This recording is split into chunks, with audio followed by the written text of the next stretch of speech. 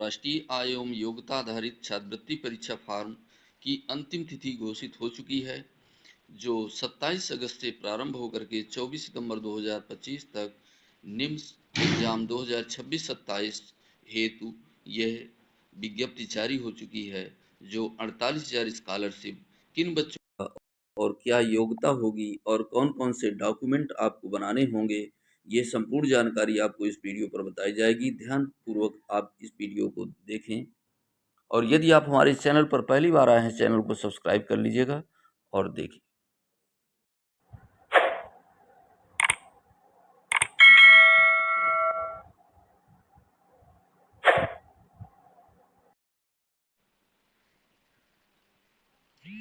ये विज्ञप्ति है साथियों, राष्ट्रीय एवं योग्यता आधारित छात्रवृत्ति योजना परीक्षा 2026-27 से राष्ट्रीय योग्यता आधारित छात्रवृत्ति परीक्षा 2026-27 दिनांक 9 नवंबर 2025 को प्रदेश के सभी जनपदों में निर्धारित परीक्षा केंद्रों पर आयोजित किया जाना है।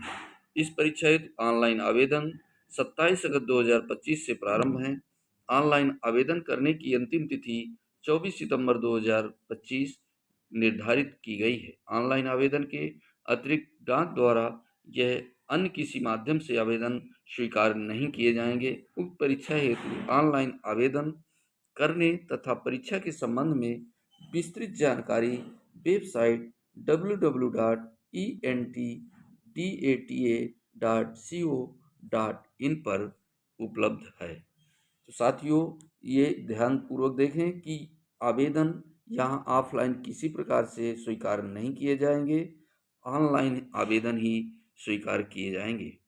राष्ट्रीय एवं योग्यता आधारित छात्रवृत्ति परीक्षा 2026-27 में वे छात्र छात्राएं सम्मिलित हो सकते हैं। ये ध्यानपूर्वक इन पॉइंटों को आप देखेंगे और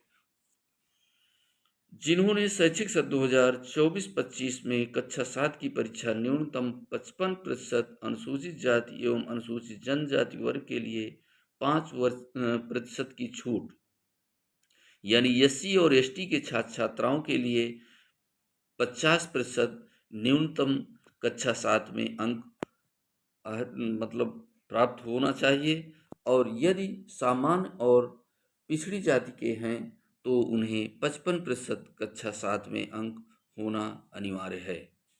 कक्षों के अंकों के साथ उत्तीर्ण की हो।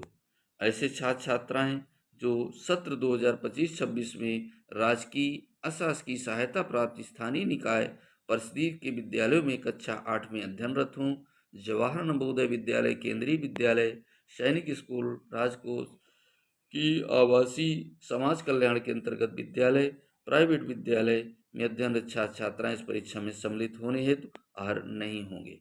यानी ये जो JNV, जवाहर नवोदय विद्यालय, केंद्रीय विद्यालय और सैनिक स्कूल, इन विद्यालयों के ये छात्र छात्राएं इस पे आवेदन नहीं कर सकेंगे।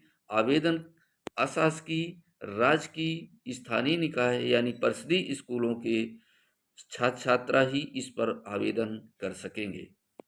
ये आप स्पष्ट हो गया होगा। ऐसे छात्र छात्राएं जिनके अभिभावकों की आय सभी स्रोतों से 3,50,000 रुपये से अधिक ना हो, यानी आय प्रमाण पत्र जो माता पिता का बनेगा बच्चे का, तो 3.5 लाख से अधिक आय जिन माता पिता अभिभावकों की होगी वो आवेदन के पात्र नहीं होंगे। यानी 3.5 लाख तक की आय वाले ही यहाँ पर पात्र होंगे। तो इसका भी ध्यान दे लेंगे। इस परीक्षा हेतु किसी भी प्रकार का शुल्क नहीं दिया जाएगा, यानी परीक्षा शुल्क कुछ भी नहीं लगेगी। आवेदन करते समय सभी अभ्यर्थियों को तहसीलदार सक्षम अधिकारी द्वारा निर्गत आय प्रमाण पत्र अपलोड करना अनिवार्य होगा, यानी आय प्रमाण पत्र सभी को बनवाना होगा। इसके अलावा अनुसूचित जाति एवं अनुसूचित जनजाति, अन्य पिछड़ा वर्ग, चुनौतीग्रस्त श्रेणी तथा स्वतंत्रता संग्राम सेनानी आश्रित अभ्यर्थियों को निर्धारित प्रारूप पर सक्षम अधिकारी द्वारा निर्गत आरक्षण संबंधी प्रमाण पत्र भी अपलोड करना होगा। प्रमाण पत्र ऑनलाइन आवेदन की अंतिम तिथि के पूर्व का निर्गत होना चाहिए। आवेदन पत्र के साथ आरक्षण प्रमाण पत्र अपलोड न करने पर अभ्यर्थी को सामान्य श्रेणी के रूप में माना जाएगा। यदि इन्होंने अपना जाति प्रमाण पत्र नहीं इस पर अपलोड किया ऑनलाइन आवेदन के टाइम में, तो उन्हें जनरल कैटेगरी यानी सामान्य श्रेणी में उन्हें सम्मिलित करा जाएगा। तो इस बात का ध्यान रखेंगे कि जो जिस कैटेगरी का है सामान्य और पिछड़ा और एससी एसटी, तो सामान्य में तो खैर कोई यहाँ आरक्षण की बात ही नहीं है। मतलब कि उन्हें समान प्रमाण पत्र बनवाना ज़रूरी है, जाति प्रमाण पत्र। लेकिन एससी एसटी और बैकवर्ड को अनिवार्य रूप से प्रमाण पत्र बनाना होगा। यदि नहीं बनाते हैं तो उन्हें जनरल कैटेगरी यानी सामान्य श्रेणी में ऑनलाइन स्वीकृत होगा। तो ऑनलाइन आवेदन पत्र में परीक्षा से संबंधित सभी सूचनाएं निर्देश अंकित हैं। श्री पीएन सिंह, निदेशक मनोविज्ञान शाला, उत्तर प्रदेश, प्रयागराज। ये साथियों विज्ञप्ति थी, और जो इसकी साइट है आप यहाँ पर अभी आपको बताए हैं, इसकी साइट भी हम अपने वीडियो के डिस्क्रिप्शन बॉक्स में डाल देंगे। वहाँ से क्लिक करते ही आप इसकी साइट पर विजिट करें और विज्ञप्ति देखें और ऑनलाइन आवेदन करें। ससमय ज़्यादा से ज़्यादा अभिभावकों छात्रों को ये व्हाट्सएप ग्रुपों के माध्यम से ज़्यादा से ज़्यादा आवेदन हों। www.entdata.co.in पर उपलब्ध है। तो ये लिंक हमारे वीडियो के डिस्क्रिप्शन बॉक्स में आपको मिल जाएगी। आशा करते हैं आपको स्पष्ट हो गया होगा जो राष्ट्रीय आय योग्यता आधारित छात्रवृत्ति परीक्षा है उसमें क्या क्या योग्यता और आय प्रमाण पत्र कौन से लगाने हैं और इसका लाभ क्या मिलेगा।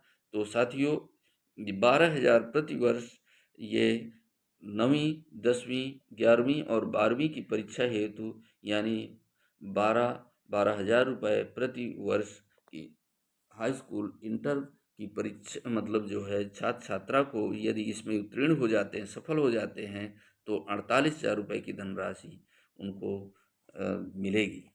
तो ये साथियों इसी प्रकार के अपडेट्स इस चैनल के माध्यम से मिलती रहेगी। नए वीडियो के साथ मिलेंगे, तब तक के लिए जय हिंद, जय भारत, वंदे मातरम।